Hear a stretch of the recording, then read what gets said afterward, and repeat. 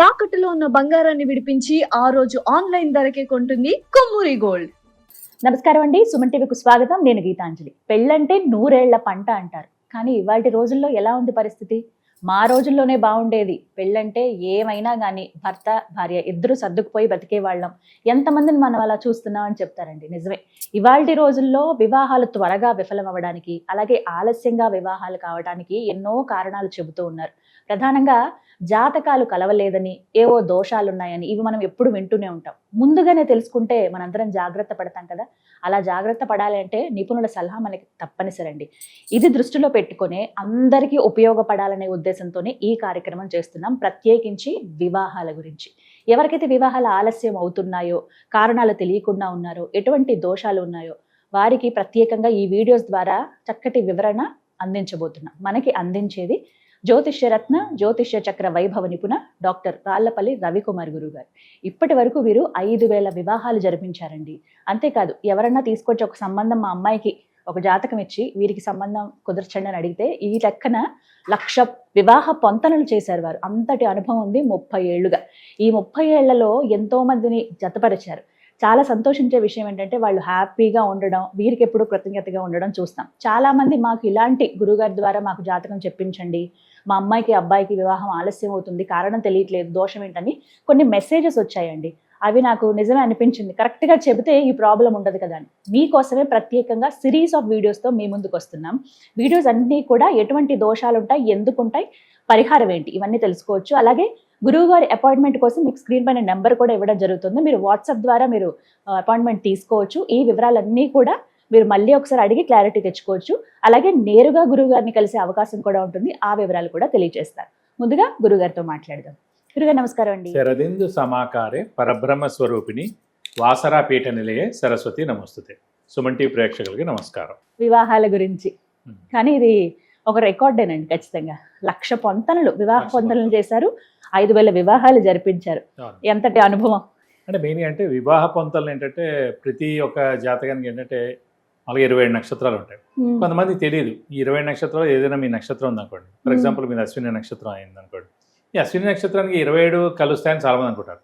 కానీ ప్రతి నక్షత్రానికి ఒక 16 to 17 నక్షత్రాలు కలుస్తాయి. అవే కలుస్తాయి. ఇప్పుడు కలవ నక్షత్రం ఇచ్చినా కూడా అది కలవనట్టే అనమాట. సో అలా కూడా చాలా పొంతలు అయిపోతుంటాయి. అందుకే నేనేం చేస్తానంటే మీ నక్షత్రం ఇచ్చారంటే మీ నక్షత్రానికి తగ్గట్టు ఏ నక్షత్రం అయితే మ్యాచ్ అవుతుందో ఆ నక్షత్రం మీకు ఆ 17 లిస్టు పంపిస్తాను అనమాట. సో అందులో మీకు ప్రొఫైల్ అన్నీ నచ్చింది అనుకోండి, అంటే చదువు, ఉద్యోగం, అలాగే మెయిన్గా తన అందం కానీ, హైట్ కానీ, మెయిన్గా క్యాస్ట్, సబ్సెక్ట్, క్రీడ్, అలా మీరు అనుకున్న అన్నీ అందులో ఉన్నాయనుకోండి. అప్పుడు మీరు మీ జాతకం ఆ ప్రొఫైల్ నాకు పంపిస్తాను, కుదిరిందో లేదని చెప్తున్నాం. సో ఓవరాల్గా అలా 1,00,000 మ్యాచ్ మేకింగ్ చూశానండి. 5,000 పెళ్ళిళ్ళు చెప్పాను. కొంతమందికి 10 సంబంధాలతోటే పెళ్ళిళ్ళు అయిపోయాయి. కొంతమందికి ఫస్ట్ దాంతో అయిపోయాయి. కొంతమందికి హైయెస్ట్ నేను చూసింది మాట ఒక 400, ఒకళ్ళకైతే ఒకళ్ళకి 350, ఒకళ్ళకి 300. వాళ్ళు అలా వెయిట్ చేశారు కూడా. కొంతమంది 2-3 ఏళ్ళు కూడా వెయిట్ చేశారు నా మాట నమ్మకం మీద. అయితే ఇవన్నీ కూడా దోషాలు వీటి వల్ల కూడా ఉంటాయండి.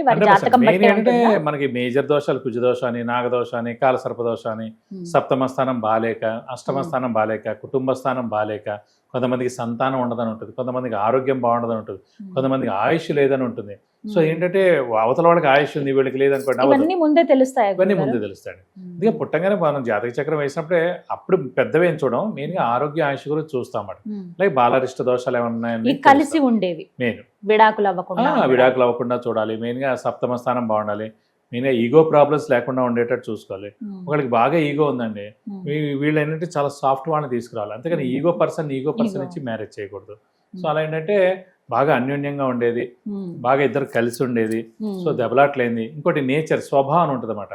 మనకి లగ్నం కూడా బాగా కలిసింది అనుకోండి, స్వభావం బాగా కలిసినట్టు. చంద్రుడు ఉన్న రాశులు ఇద్దరు బాగా కలిసారనుకోండి, నక్షత్రాలు ఇద్దరు బాగా కలిసారనుకోండి, మనసులు బాగా కలిసినట్టు. సో స్వభావం బాగా కలవాలి, మనసులు బాగా కలవాలి. సో ఇంకా ఆరోగ్యం, ఆయుష్, యాక్సిడెంట్ ప్రోన్ ఏం లేకుండా, సర్జరీలు ఏం లేకుండా, మెయిన్గా అలవాట్లు ఏం లేకుండా, ఇలా ఇవన్నీ డీప్గా వెళ్ళాలన్నమాట. అవన్నీ బాగుంటాయి కనుక మనం ముందుగా ప్రొసీడ్. చిన్న ఏమైనా ఉంటాయి కనుక చిన్న పరిహారాలతో సర్దుకోవచ్చండి. మెయిన్గా ఆరోగ్యం బాగాలేకపోయినా, ఆయుష్ బాగాలేకపోయినా, సెకండ్ మ్యారేజ్ ఉన్నా, డైవర్స్ ఉన్నా, లేకపోతే విపరీతమైన అలవాట్ల నుండి మొత్తం పేరంతా పోగొట్టుకున్నా, సో ఇవన్నీ మటుకు చాలా జాగ్రత్తగా చూసి అవి వద్దని చెప్తూ ఉంటాం. వివాహం అంటే ప్రత్యేకించి వివాహం, సంతానం, మనిషి ఎదుగుదలలో ఎలాంటి ఇబ్బందులు వస్తాయి, జాతకాన్ని ఎలా చూడాలనేది చెప్పారు గురుగారు. విశేషంగా అడుగుతూ ఉంటారు, నాగదోషం అంటే ఏంటండి, మేము ఇలా జాతకం చెప్పించుకుందాం అని వెళ్తే నాగదోషం ఉందని అన్నారు. నిజంగా వాళ్ళు అంటే పుట్టినప్పటి నుంచి వస్తుందా, మధ్యలో ఏమన్నా చేస్తే నాగదోషం వస్తుందా, దేన్ని నాగదోషం అంటారు, ఎలాంటి అనర్థాలు ఉంటాయి, వివరించండి. మామూలుగా నాగదోషం అంటే ఏంటంటే పంచమ స్థానం అనేది సాధారణంగా సంతాన స్థానం. ఎవరికైనా వివాహం కూడా తర్వాత మెయిన్గా కావాల్సిన సంతానం. పూర్వంలో ఏంటి, మనకి జనాభా చాలా తక్కువగా ఉండేవారు, మనుషులే మనకి మెయిన్గా సపోర్ట్ అండి. డబ్బులు లేవు ఎవరి దగ్గర, ల్యాండ్స్ లేవు, డబ్బులు లేవు, ఏవీ లేవు, పెద్ద పెద్ద ఉద్యోగాలు లేవు, మనుషులే సపోర్ట్. సో అందుకే అంటే సంతానం ఎక్కువగా కనేవారు అన్నమాట. సో అందుకే అప్పట్లో బాగా చూసేవారు దీని మామూలుగా. సో ఈ నాగదోషం అనేది ఏంటంటే పంచమ స్థానం, సంతాన స్థానంలో రాహు అనే గ్రహం ఉండడం, దీంతో నాగదోషం అనేది వస్తుందన్నమాట.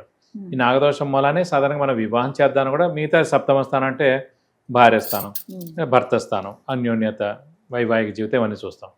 సెకండ్ హౌస్ అంటే ద్వితీయ స్థానం, కుటుంబ స్థానం, కుటుంబాలైన తగాదాలు వస్తాయి, కుటుంబాలైన ఇబ్బందులు వస్తాయి.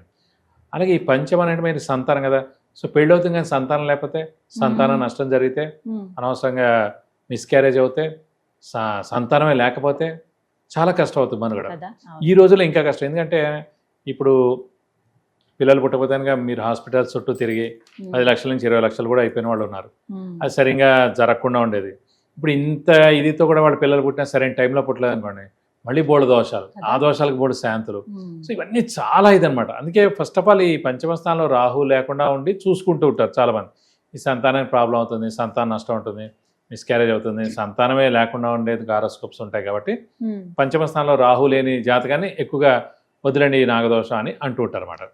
ఈ నాగదోషం కూడా మెయిన్గా రావడం ఏంటంటే మనంతటా మనకి రాదండి, మన పూర్వీకులు అంటే మన తాతగారు అంటే వాళ్ళ తండ్రి, అంటే ఏదైనా సరే ఒక థర్డ్ జనరేషన్. ఇప్పుడు ఏదైనా సరే ఇదివరకు పూర్వం చూసుకోండి, మన గ్రాండ్ ఫాదర్ చేసిన తప్పులు ఏమైనా ఉన్నాయనుకోండి, అది ఆయనకు వచ్చేది కాదు, కొడుకు వచ్చేది కాదు, మనవడికి వచ్చేది, టైం పట్టేది.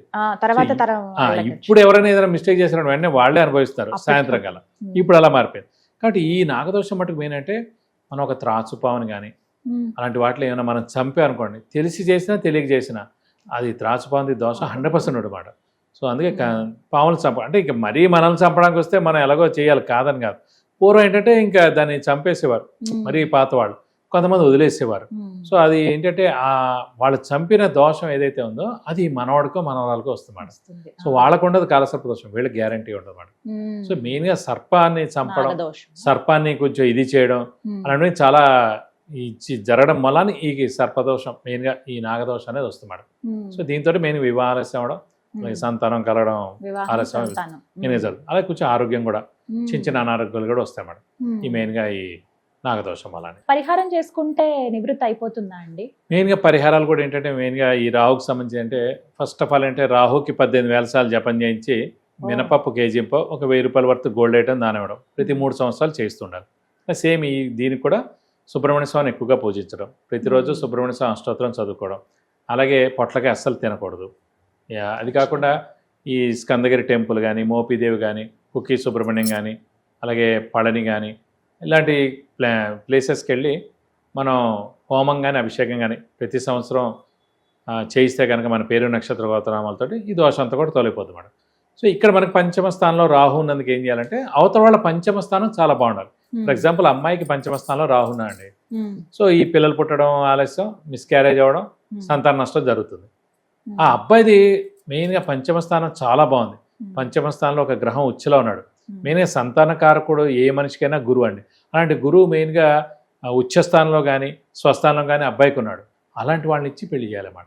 సో ఈ దోషం తగ్గిపోతుంది ఈ అమ్మాయిది, ఎందుకంటే అబ్బాయి మెయిన్ కదా, అబ్బాయి జాతకరీత్యా పంచమ స్థానం చాలా బాగుంది, పంచమ స్థానంలో గ్రహం బాగుంది, మెయిన్గా గురువు సంతానకారకుడైన గురువు కూడా బాగున్నాడు. కాబట్టి వీళ్ళిద్దరు పెళ్లి చేస్తే సత్సంతానం కలుగుతుంది, సంతానం నష్టం ఉండదు. సో మ్యాచ్ మేకింగ్ అనేది అంత వివాహ పొందడం అనేది అంత జాగ్రత్తగా చేయాలన్నమాట. ఇక్కడ ఏది మైనస్ అది బెస్ట్ ప్లస్ చేయాలి. ఏదైనా ఆరోగ్యం అండి, ఆయుష్ అండి, సంతానం సాధారణంగా అవ్వవు, కానీ మీరు వెయిట్ చేయాలన్నమాట. సాధారణంగా మాకు అంత వెయిట్ చేయడం కుదరదు, త్వరగా చేసేయాలి, అలా త్వరగా పెట్టుకోండి ఫస్ట్. అందుకే మన అమ్మాయి డిగ్రీయో ఇంజనీరింగ్ చదువుతున్నప్పుడే చూపించాలి వివాహం త్వరగా ఉందా లేట్గా ఉందా. త్వరగా ఉంటే కనుక ఏం పరిహారం, లేట్గా ఉంది చాలా లేట్గా చేస్తే బెస్టా లేకపోతే మామూలుగా ముందుగా చేస్తే బెస్టా.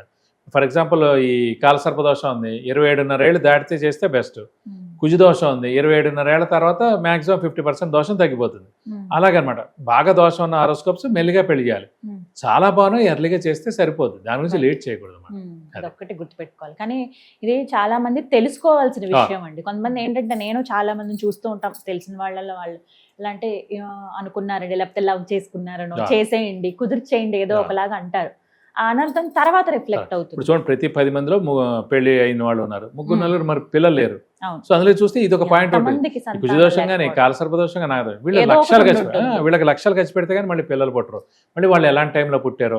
సో ఇవన్నీ చాలా ఉంటాయి. మళ్ళీ అదే ముందుగానే మీరు పరిహారాలు పాటించారు, బెస్ట్ మ్యాచ్ మేకింగ్ చేశారు, అబ్బాయితో మంచి మ్యాచ్ మేకింగ్తో పెళ్లి చేశారు, ఇవన్నీ ఒక 75% తగ్గుతాయండి.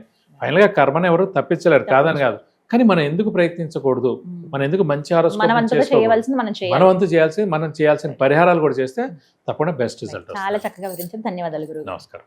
విన్నారు కదండి, నాగదోషం గురించి వాళ్ళు మనం మాట్లాడుకున్నాము. ఇంకొంతమంది ఏంటంటే వివాహానికి సంబంధించి పొంతనల విషయంలో ఇబ్బంది పడ్డం కానీ, ముందు జాగ్రత్త తీసుకుందామని జాతకాలు చూపించడం కానీ, మేము సెకండ్ ఒపీనియన్కి వెళ్దాం అనుకుంటున్నామండి, ఇంకా మాకు డీటెయిల్డ్గా కావాలి అని అనుకుంటే కనుక గురువు గారికి మీరు అపాయింట్మెంట్ తీసుకోవచ్చు, వారిని నేరుగా కలవచ్చు, ముందు ఫోన్లో కూడా మాట్లాడచ్చు. ఒకవేళ మీరు దూర ప్రాంతాల్లోనో వేరే ఫారిన్ కంట్రీస్లో ఉంటే కనుక మీరు డైరెక్ట్గా వాట్సాప్ చేయండి మీ డీటెయిల్స్, కాల్ అపాయింట్మెంట్ తీసుకోండి ఒక టైం, మీకు ఆ టైంలో గురువుగారు సమయం ఇస్తారు, అప్పుడు మీరు వివరాలు చెప్పొచ్చు. నేరుగా కలవాలనుకున్నా కూడా అపాయింట్మెంట్ తీసుకోవాల్సి ఉంటుందండి. ఎప్పుడు కలవాలి ఏమిటి అనేది మీకు అవన్నీ డీటెయిల్స్ అందిస్తారు త్వరలోనే.